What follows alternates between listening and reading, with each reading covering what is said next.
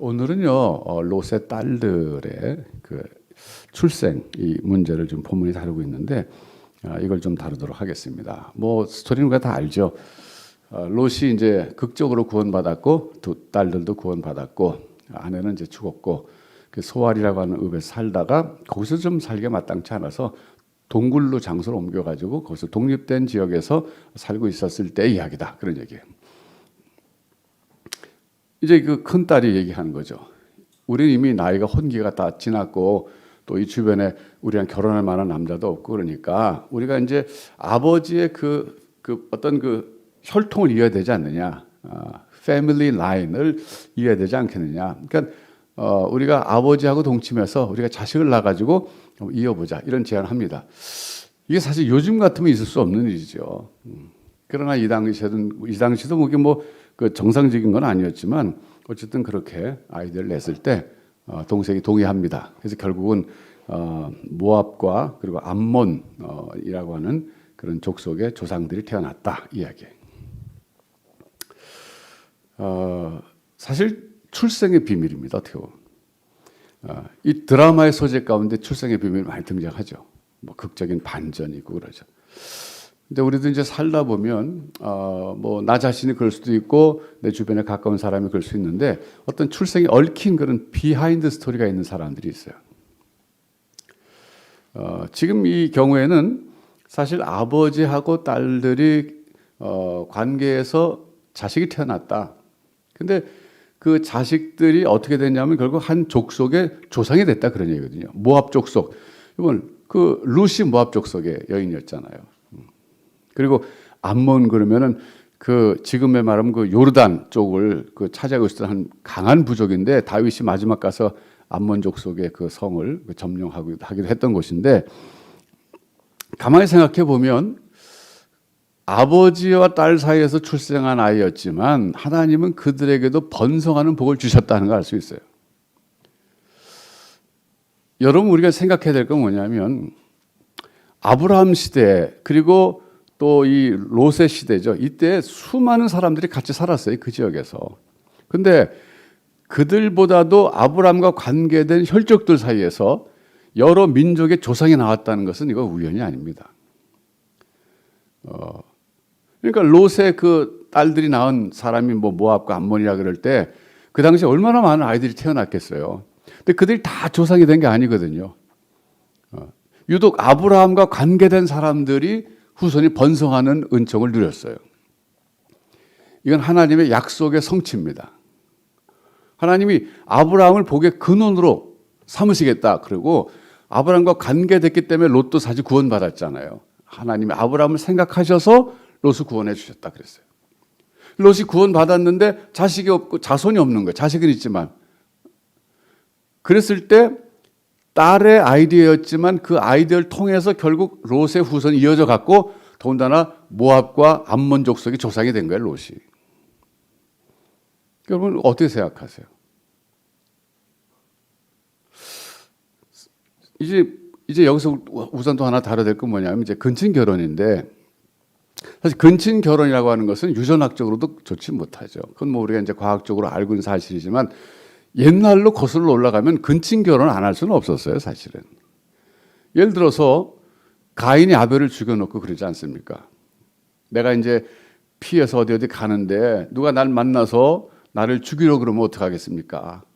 그 사람은 뭐 벌이 뭐 77배다 막 이렇게 하잖아요. 그때 성경 처음 읽는 사람들이 퀴스천을 갔잖아요. 도대체 아담이 가인과 아벨을 낳았는데 가인이 아벨을 죽였으면 더 이상 사람이 어디 있느냐? 근데 뭐 가인이 어디 가서 누구를 만난다는 말이냐, 말이 안 되지 않느냐. 이거 뭐 우리 어렸을 때부터 가졌던 질문 아닙니까? 근데 거기에 대해서는 뭐 벌써 이미 수천 년 전부터 기독교 역사 속에서 답이 나와 있죠. 아담이 낳은 아들이 가인과 아벨만이 아니라 더 많이 있었을 것이다, 그렇게 추측합니다. 그리고 성경에 가인과 아벨만 이름이 등장했는데 그래서 그 두 사람만 있었던 것이 아니라 많은 사람이 있었지만 하나님의 구속 역사에 관계된 인물들만 성경에 이름이 기록된 거예요. 여러분 생각해 보세요. 우리 세상에 역사책이 존재하잖아요. 역사책에 존재할 때 역사책에 등장하는 인물들은요, 뭔가 그 역사의 흐름에 중요한 역할을 한 사람들의 이름만 나오지 뭐 무명들 우리 같은 사람은 역사에 뭐 무슨 줄이 남겠어요. 그러니까 성경은 구속 역사책이거든요. 그래서 구속사라 그러거든요. 구원에 관계된 역사를 기록한 책이다 그랬어요. 그러니까 모든 사람의 이름이 기록될 수는 없어요. 그 당시 그러니까 아담이 많은 자손들이 이미 나서 살고 있었지만 그 중에 최초의 살인이라고 하는 역사에 남을 만한 사건 아니겠어요? 그러니까 그 사건의 담당자이고 관계된 사람이 가인과 아벨인데 그 사람 이름만 등장한 거죠. 그러니까 성경에. 그러니까 그 무슨 얘기예요? 처음엔 다 근친 결혼했다 그런 뜻이에요. 아담과 하와가 낳은 아들, 딸들이 서로 결혼할 수밖에 없었죠. 그게 인류니까. 그러니까 우리가 지금 생각하면 어떻게 아버지하고 딸이 결혼해서 그렇게 후손이 퍼졌을까? 뭐 요즘은 뭐 그런 일이 있으면 안 되겠지만 그 옛날에는 어쨌든 있을 수도 있는 일이었다. 근데 문제는 그것을 하나님이 안 된다 그러지 않았고 그냥 그 생각, 딸의 생각을 내버려 두셔서 그 일이 진행되게 했고 결국은 모압과 암몬이라고 하는 족속의 조상이 되게끔 하셨다. 그런 뜻이에요. 그래서 어쨌든 간에 우리가 그 하나님이 그렇게 하신 일을 오늘의 관점에서 바라보면 좀 이상하죠. 그렇지만 오늘의 관점에서 바라보면 사실 안 됩니다. 이제 우리가 조금 더 나라에서 생각해 볼 건 뭐냐면요. 이제 적용이죠. 어떻게 보면 우리 출생에 관한 비밀 이런 게 있을 수 있죠. 제가 오래전에 알았던 친구가 그런 얘기를 했어요. 자기가 알고 보니까 성이 뭐 예를 들면 김씨라고 그래요. 가정 김씨. 자기 성이 원래 김씨가 아니라는 거예요. 원래는 다른 성씨인데 자기 어머니가 자기 아버지하고 살다가 하여튼 뭐 헤어지고 다른 분하고 결혼해갖고 살았는데 그분이 김씨이기 때문에 자기가 김씨가 됐다는 거예요. 그걸 최근에 알았다는 거예요. 그 자기 동생들이 태어났지만 어머니는 같지만 아버지는 다르다는 거예요. 그거 알고 많이 괴로워하더군요. 그 괴로울 수밖에 없죠, 사실. 그 사실 뭐 처음 들었을 때 놀라지 않은 사람은 어디 있겠어요. 그래서 출생의 비밀인 거죠. 그래서 이제 어느 정도 그 참 고뇌하고 좀 고민하는 시기를 이렇게 지나가면서 극복하는 과정을 제가 볼 수 있었어요. 뭐 그런 케이스들은 사실 우리 주변에 사실 많이 있을 수 있어요.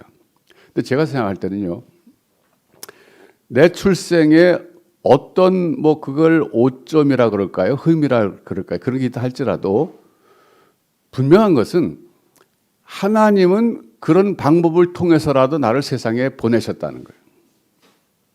그리고 그보다 더 중요한 것은 그리고 나를 만나 주셨다는 거예요. 이게 얼마나 중요해요. 그리고 그런 걸 통해서 내가 하나님을 알게 됐다는 거고 하나님이 왜 나를 그런 방법으로 출생하셨을까? 이건 뭐 모르죠. 그러나 분명한 것은 하나님은 나를 세상에 보내실 때 그렇게 보내셨다는 것, 이거 사실이고 그리고 나를 지금 만나 주셨다는 거 이걸 수용할 줄 알아야 됩니다. 괴롭죠. 그렇지만 그러나 그런 건 사실은 뭐 내 밖에서 일어난 일들이에요. 말하자면 내 행동의 결과가 아니라 그거죠. 내가 어떻게 할 수 없는 영역에서 일어난 일들이기 때문에 이거는 뭐 부모님이 어떻고 뭐 생각할 거 없고 하나님이 나를 그렇게 태어나게 하셨다. 그걸 믿음으로 받아들이는 그 수용 이 굉장히 중요합니다.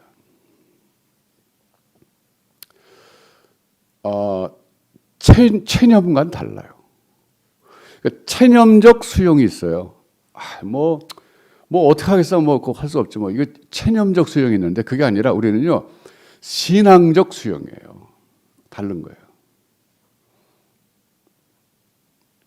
우리가 살다 보면 많은 어려움들을 이렇게 겪게 되는데 그런 어려움들을 겪을 때 신앙인은 결국 그것을 체념적으로 수용하는 게 아니라 믿음에 근거한 신앙적 수용을 하는 사람입니다.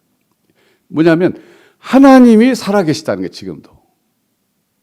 하나님은 나를 그런 방법으로 출생하셨다는 것이 좀 고통스럽고 마음이 아프지만 그러나 그것을 받아들이는 거죠.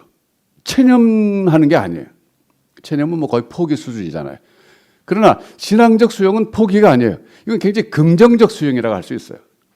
적극적 수용이라고 할 수 있어요. 뭐 자포자기해서 받아들이는 그거랑 완전히 수준이 다른 거예요. 하나님의 의해서 이게 이루어진 것이다 이거죠. 우리가 다 하나님의 생각을 다 알 수 없지만 그러나 분명한 것은 하나님의 밖에서 일어난 일은 없거든요. 그리고 지금 나를 만나 주셨다는 거, 지금 나를 그리스도 안에서 자녀 삼아 주셨다는 거, 이게 오늘의 현실이고 이것이 오늘의 나라는 거죠. 과거의 나를 너무 거기에 집착해 있으면 안 된다 그런 뜻입니다.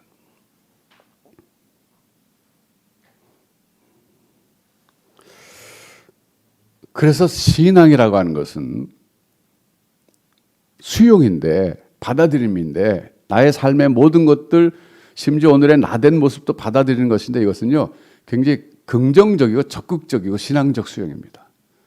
자포자기적이고 체념적 수용이 아니에요. 우리 옛날 조상들은 도저히 고통스러워서 받아들일 수 없는 것을 어떻게 받아들였냐면 그분들은 팔자소관이다 그랬어요. 이건 정해진 거야. 팔자야. 내 팔자. 이건 당신 팔자야. 이거죠. 제가 전에 어디 거제도에 갔을 때 아주 오래전이에요. 미국 가기 전이니까 아주 오래전에 자동차를 타고 가는데 시골길이에요. 막 근데 언덕인데 쫙 내려가는데 얼마나 참 차가 말이죠. 잘 내려가는지 막 경치 좋고 해서 제가 와 신난다고 내려가는데 갑자기 개가 한 마리 막 튀어나오더니 내 차에 막 달려들더라고요. 근데 얘가 죽어버렸어요. 그러니까 어이가 없죠 저는. 근데 보니까 그 개가 줄이 매여 있었어요. 줄이 좀 길었던 거죠. 근데 이 개가 그냥 주인이 묶어놨는데 길 옆에 묶어놨는데 차가 오니까 그냥 자기가 달려든 거예요. 이게 줄이 짧았으면 막 달려들고 싶어도 못 달려들었을 거예요.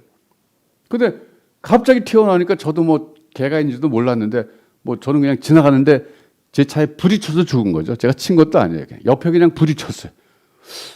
걔도 자살하려고 그런 건지 모르겠지만 어쨌든 저는 황당해서 차를 세웠죠.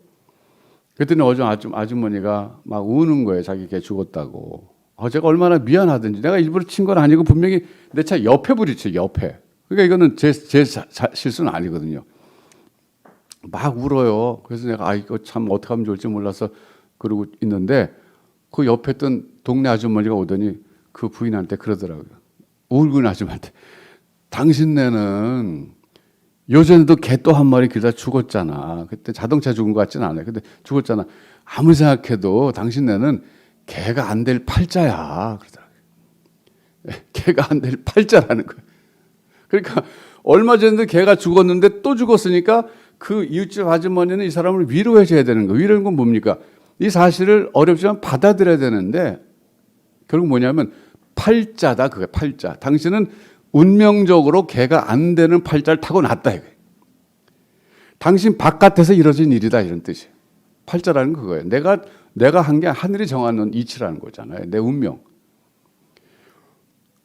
근데 알고 보니까 그 아줌마가 막 운 거는요. 개가 죽어서 온 게 아니라 자기 남편이 이제 또 나갔다 들어오면 너는 개도 제대로 간섭 못하느냐. 요전에 죽더니 또 죽었느냐. 그렇게 말할까 봐 야단 맞을까 봐 우는 거래요. 결국 울면서 그 얘기 하더라고요. 그래서 제가 어떻게 해요. 돈을 그때 드렸어요. 얼른 시장 가서 개 한 마리 사다 갖다 놓으라고 남편 오기 전에. 그리고 제가 왔죠. 제가 참 잊혀지지 않는 그 일화 중에 하나예요. 그 아주머니, 당신네 집은 개가 안 될 팔자야. 그러니까 하나님을 모르는 사람들은 이 팔자라는 것을 통해서 고통을 그냥 받아들이는데 이건 체념적 수용이에요. 이건 내가 어떻게 할 수 없어. 그 누가 어떻게 했는지도 몰라. 아니 팔자는 누가 정했어? 그것도 몰라. 그냥 팔자래. 그게 아니죠 우리는. 우린 인격적이고 살아계신 하나님이 계시다는 걸 아는 사람이에요.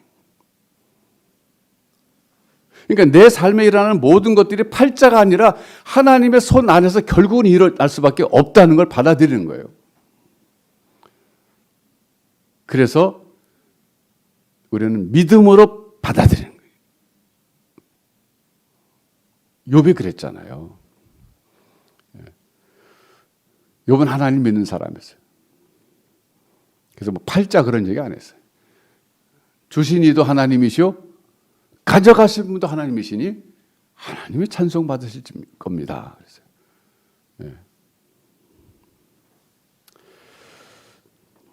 여러분, 그래서 오늘은요, 우리가 이 롯의 딸들의 이 케이스를 통해서 결국은 받아들이는 것을 배워야 돼요. 받아들이는 것.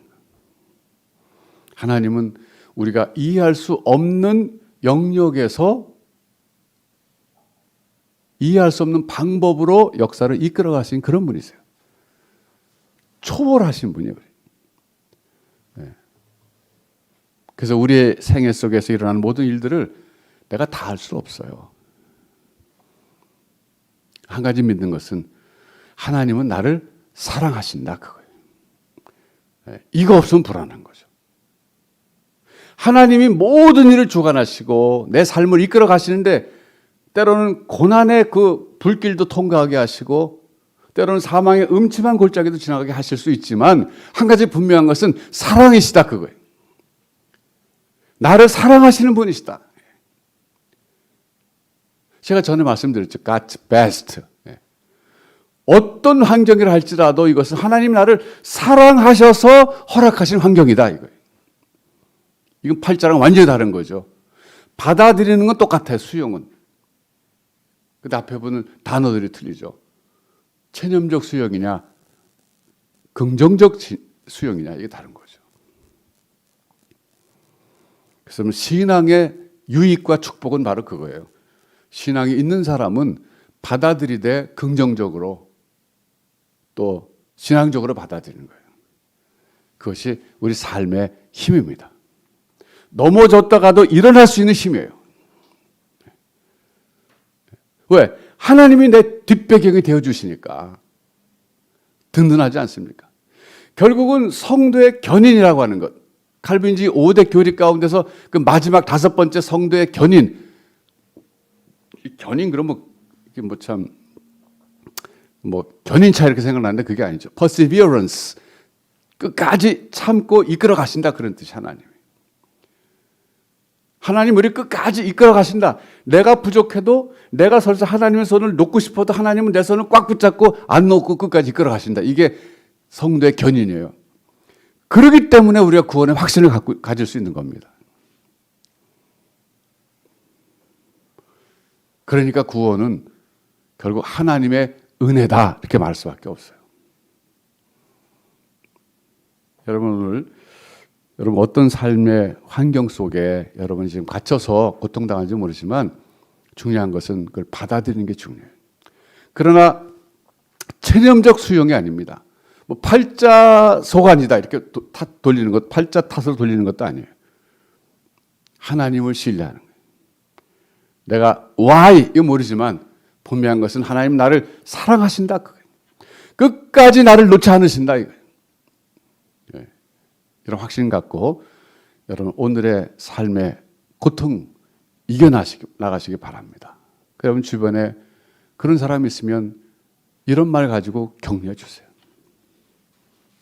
그 신앙을 권해보시고, 신앙이 없는 사람이라면 신앙은 우리 삶에 살아가는 데 있어서 꼭 필요한 요소라고 할 수 있어요.